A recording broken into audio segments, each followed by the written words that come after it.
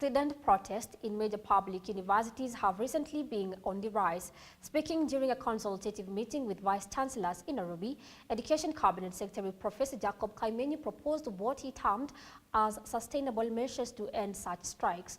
The student leaders immediately opposed such a move, terming it as null and void. Now, here is Brian Ocheng with that report.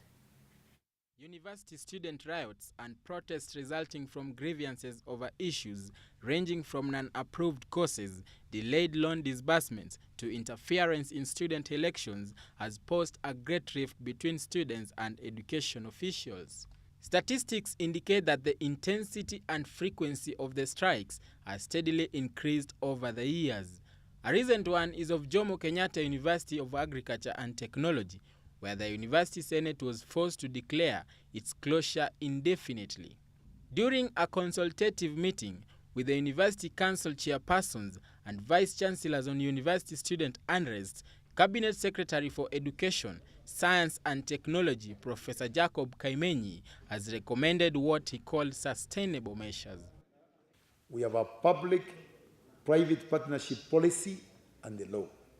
Ensure that that is done. There's therefore need for us to look into the policy, our legal frameworks, and we have great minds here that provide guidelines on how to resolve the issues.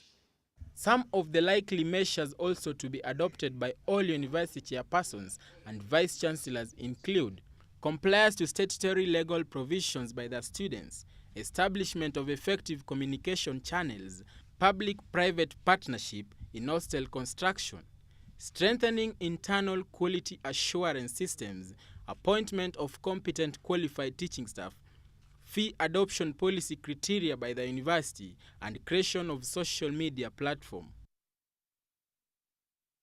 But university students' leaders came out almost immediately to oppose such move, describing them as null and void.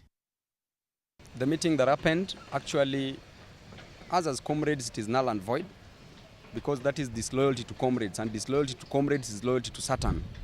And disloyalty to VCs and the Professor Kaimenyi is loyalty to God. In simple words, I would like to state that a few group of individuals came together without consulting the major stakeholders, who are the students. We as the students, we don't accept any resolution that came from that meeting. What we will accept is when they convene another meeting and they put the student leaders as part and parcel of that meeting.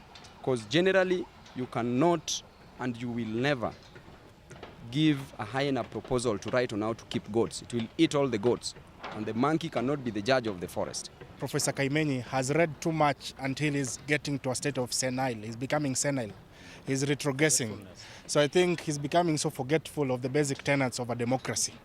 So I think the president and the deputy president need to recall the cabinet secretary of education and put another person who can engage students. And this obsession that the Professor Kaimenyi has with universities, it needs to end, because seemingly he's forgetting that he should also be able to deal with primary schools, high schools, Although some universities have experienced a relative tranquility, owing to a spirit of dialogue between management and student organization, we're yet to see if the dynamics of student unrest will come to an end. Brian Ocheng, GBS News. Narok County.